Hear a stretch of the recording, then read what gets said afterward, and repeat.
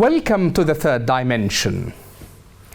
The fall of Bashar al-Assad regime in Syria marks the end of the greater Iranian project in the Middle East in the foreseeable future. The sudden loss of Assad deprives Tehran of its main entry point into the Levant and upends the core assumptions and ideas that have long underpinned Iranian strategy in the Middle East. The collapse of the axis of resistance Levant front comes as Iran itself is increasingly vulnerable. It is unclear how Iran will respond to this predicament in the longer term, but observers say Tehran will likely, in the short term, prioritize shifting the center of gravity of the axis of resistance eastward to Yemen and Iraq. Iran will likely spend the coming months and years trying to deepen its control over the Houthis, outfitting them with increasingly advanced strike capabilities. Yet, the United States should exploit Iran's current weakness to push back on the axis of resistance in Yemen and Iraq. Observers, including my guest today, have even gone further, saying that the United States and its ally should intervene and help Yemenis to get rid of the Houthi nightmare rather than conducting intermittent airstrikes on their capabilities. To discuss this topic joins me from Washington, D.C., Dr. Michael Rubin. Dr. Michael Rubin is a senior fellow at the American Enterprise Institute, specializing in Iran, Turkey, and the broader Middle East. As a former Pentagon official, he has worked and lived in Iran, Yemen, and Iraq. He is the author, co-author, and co-editor of several books exploring diplomacy, Iranian history, Arab culture, and the Shiite politics.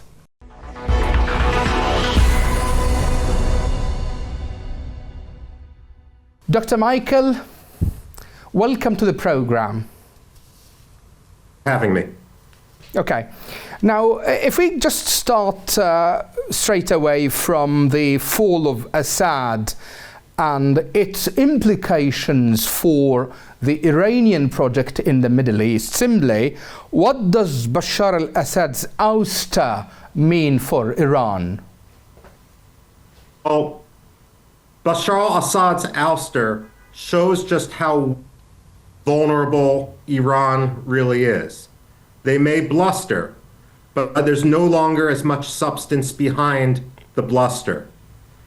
Frankly, Syria and Lebanon were always more important to Iran than Yemen is. And so, if Syria is able to fall, will the Iranians really be able to hold on to Yemen? Likewise, if it's a choice between holding on to Iraq and holding on to Yemen, does anyone really think the Iranians are going to choose Yemen over Iraq?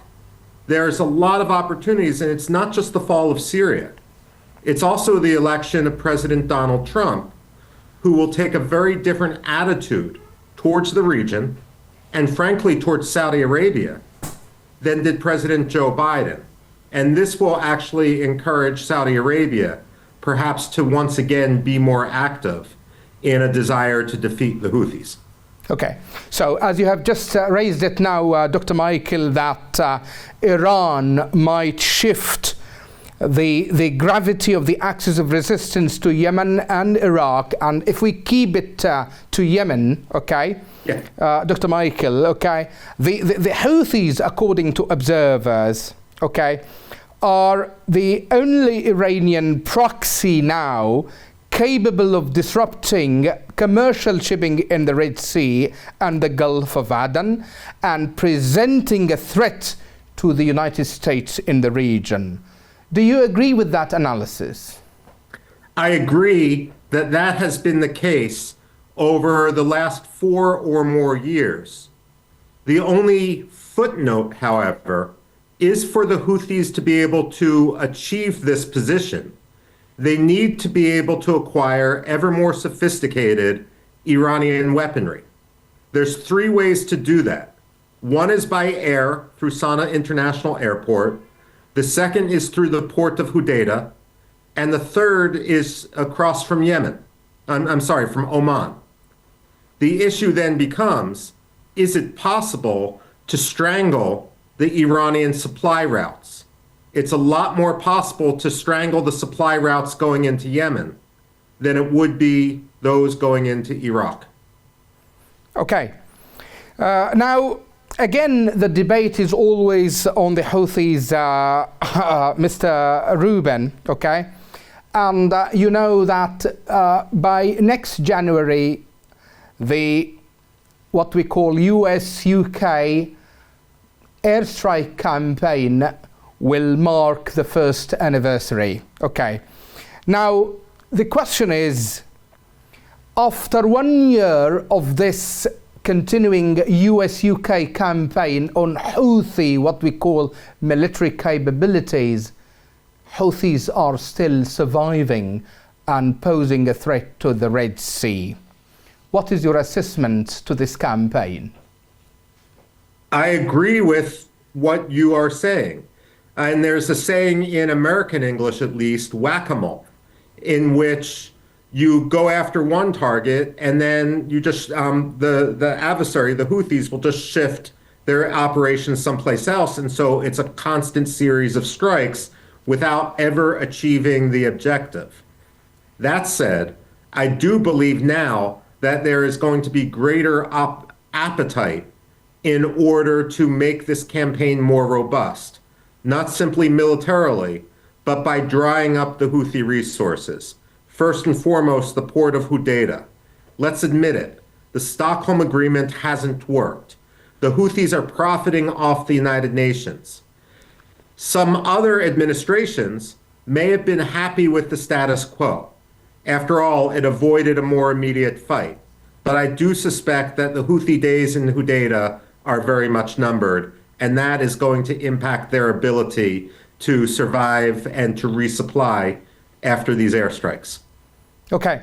Now, in your recent article, Dr. Michael, okay, you argued that Assad is gone, make the Houthis follow.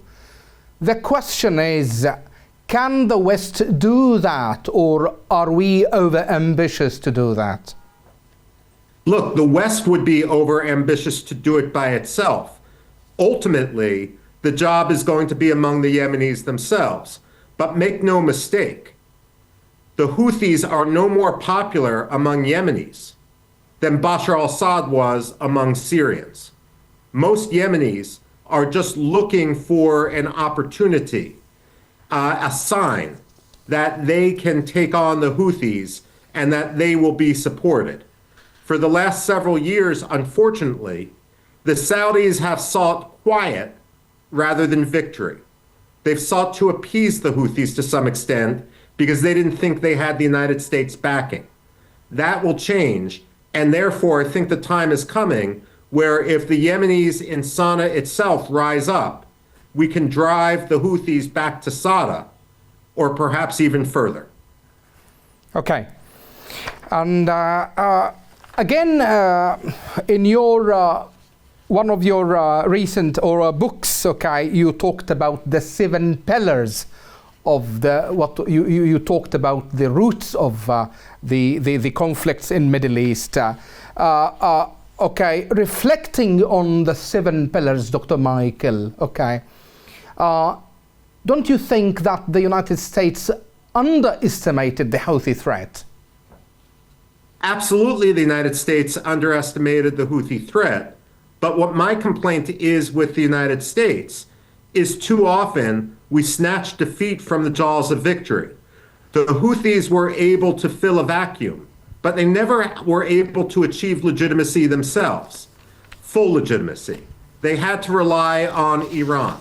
No longer were they an Arab tribal group or a nationalist group. They were doing the service of the Islamic Revolutionary Guard Corps of Iran. But rather than make that point, the United States and more broadly the United Nations started talking about how we can preserve the status quo, about aid and assistance, which of course the Houthis stole. That's what we need to fix. The Houthis do not have legitimacy. Other groups have much more legitimacy. The internationally recognized Yemeni government has much more legitimacy.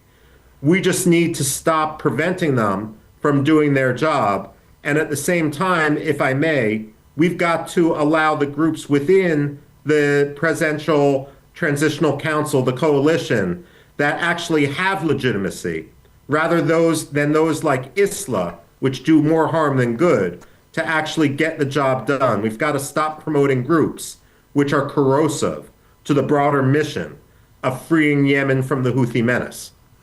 Yeah, okay. Another point in the same context, Dr. Michael, okay. Now, Yemenis have been waiting for the international community to help them from this Houthi nightmare, as you have put it smartly in one of your articles, okay? And the question is, we always say, why just the West stepped in when the Houthis started projecting their profile as a regional power, okay, and not helping Yemenis when they were under the Houthi crackdown? You know, the answer to that, and you may not like the answer, is in Washington after the 2003 Iraq War. And given the American experience in Afghanistan as well, there's very little domestic appetite for the United States to be as involved militarily. Too often, American administrations, both Republican and Democrat, wish that if we do nothing, the problem will simply go away. But it's never the forces of altruism which fill a vacuum. It's always groups like the Islamic State or the Islamic Revolutionary Guard Corps. And therefore, it was a miscalculation and it was wishful thinking on America's part. Where America gets it wrong is Yemen doesn't need American troops. What Yemen needs is diplomatic support. It also needs the wisdom to ensure that international aid does no harm. So take the Stockholm Agreement again. Yeah. The Stockholm Agreement on paper made sense. In reality, the United Nations and others turned a blind eye to the to the United Nations and other groups paying the salaries of Houthis who never left Hudaydah in contravention of this agreement. We've got to stop pretending that things are working when they are not. That is the way to starve the Houthis. At the same time, we need to talk about the Sultanate of Oman. Yes. Too often the Sultanate of Oman towards the Houthis has done what, for example, Qatar has done with regard to the Taliban or to Hamas, which is on one hand say that they are simply being negotiators. Yeah. But on the other hand, it's clear that the Omanis have an agenda, and unfortunately that Omani agenda is contrary to the interests and the stability of Yemen. If it weren't for the Omanis, they've gone beyond simply negotiating to allowing the Houthis to continue their reign of terror. And so there needs to be concerted pressure on Oman, and perhaps even sanctions, in order to get the Omanis to stop allowing weapons transfers and money laundering by the Houthis. Okay. Now, if we now turn to another important point, Dr. Michael, and always in your interest, okay, it is the Russian growing relationship with the Houthis, and observers say that this growing relationship signals a significant shift in the Red Sea crisis. Now, it would be interesting to bring in Elizabeth Kendall, Yemen's expert, commenting on this issue. She says, Dr. Michael, as Russia seeks to retaliate for the US permitting the use of long-range missiles by Ukraine against it, assisting the Houthis in keeping the United States snarled in the Red Sea may well seem like an attractive option. Do you agree with Kendall on this? It may seem like an attractive option Simply put, I don't think that the relationship would be to the Houthis' advantage.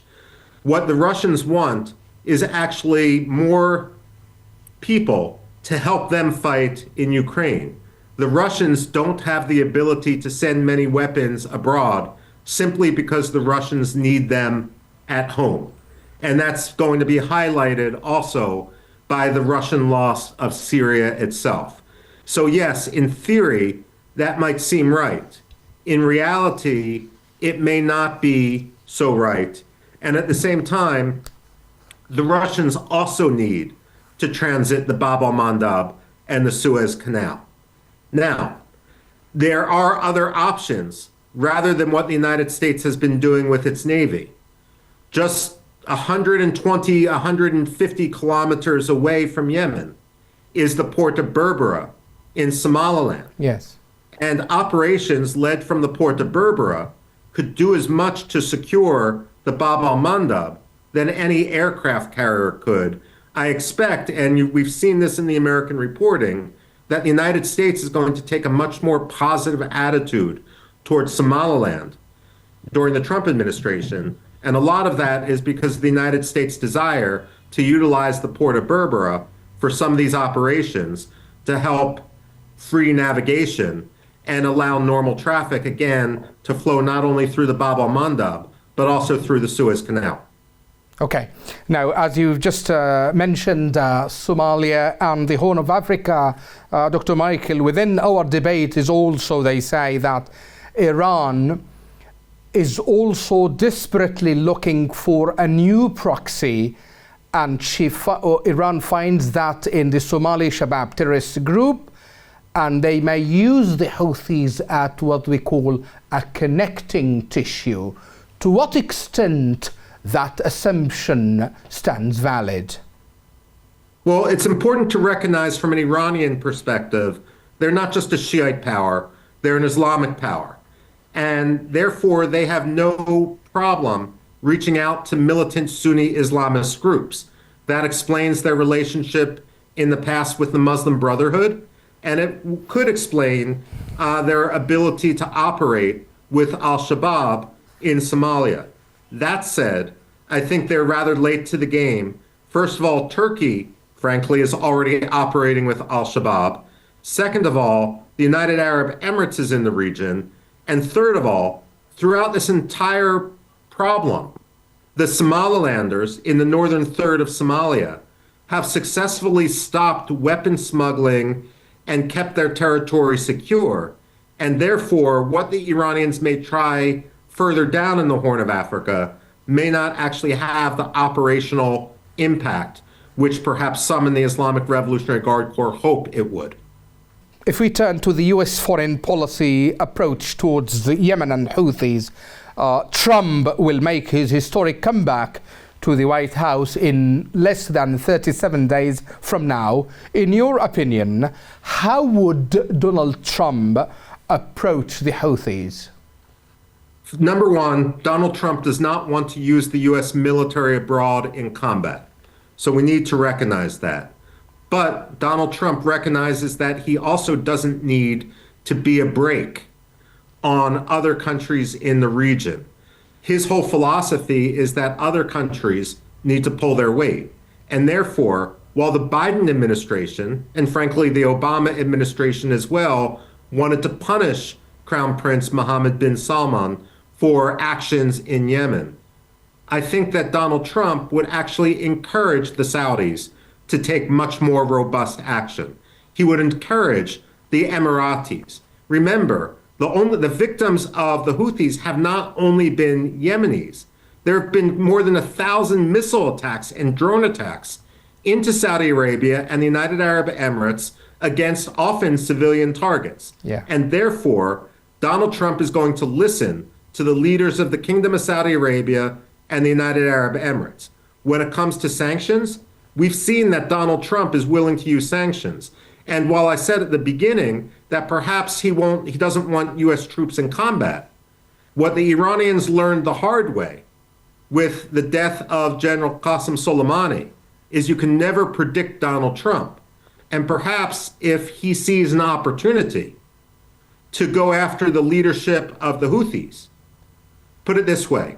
They should always be keep an eye on the sky above wherever they are living for the drone, which could be their last sight.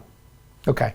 Now, a final thought, Mr. Michael, among or amidst all these developments in the region, what are the prospects of peace in the region and in Yemen in particular?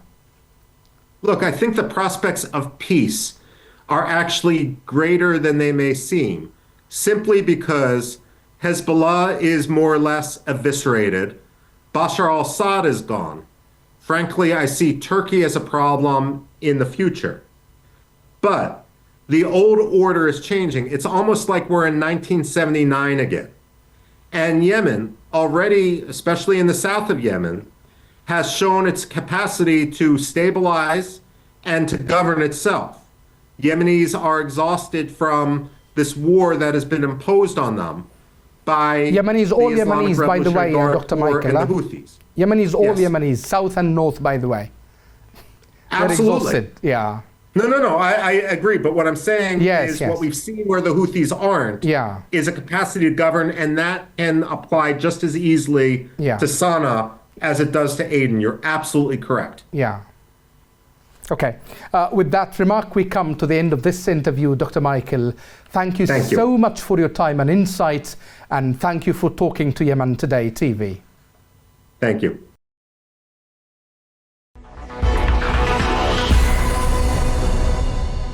That's all for this week. See you next time with a new edition of The Third Dimension.